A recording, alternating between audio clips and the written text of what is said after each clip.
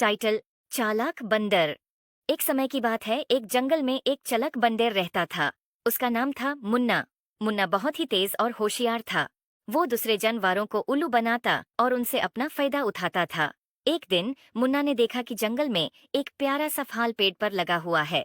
उसने सोचा, ये फल बहुत ही लजीज लग रहा है, मैं इससे खाने के लिए सबसे पहले पहुंचना चाहता हूँ।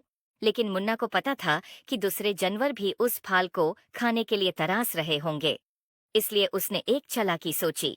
वो पेड़ के पास गया और बोला, हे फल, तुम बहुत खूबसूरत हो, लेकिन तुम्हें खाने के लिए सिर्फ सबसे तेज और ताकतवर जानवर पहुंच सकते हैं।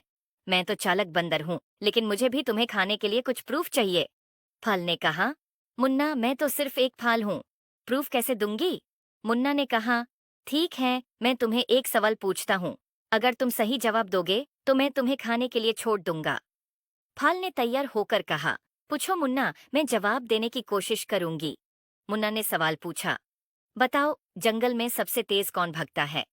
फल ने सोचा और कहा, शायद चीता सबसे तेज भगता है। मुन्ना मुस्कुराते हुए बोला, गलत जवाब, जंगल में सबसे तेज भगता है हवा। हवा सबसे तेज भगती है। फल ने समझ गया कि मुन्ना उससे उल्लू बनाने की कोशिश कर रहा है। उसने मुन्ना को समझाया, मुन्ना, तुम मुझसे झूठ बोल रहे हो। हवा तो भगती है, लेकिन वो जानवर नहीं है। तुम मुझे उल्लू बनाने की कोशिश कर रहे हो। मुन्ना शर्मिंदा होकर बोला, तुम सही कह रही हो फल, मैं तुम्हें उल्लू बनाने की कोशिश कर रहा था। मैं तुम्हें खाने के लिए नहीं छोड़ सकता। फल ने मुस्कुराया और कहा, मुन्ना, सच्चाई और ईमानदारी हमेशा अच्छाई को जीताती है। तुम्हें चालाकी से फायदा उठाने की बजाय दूसरों की मदद करने का सोचो। वो ही सच्चाई और ईमानदारी का असली फायदा होता है। मुन्ना ने फाल की बात मानी और वादा किया कि वो अपनी चालाकी को अच्छाई के काम में इस्तेमाल करेगा।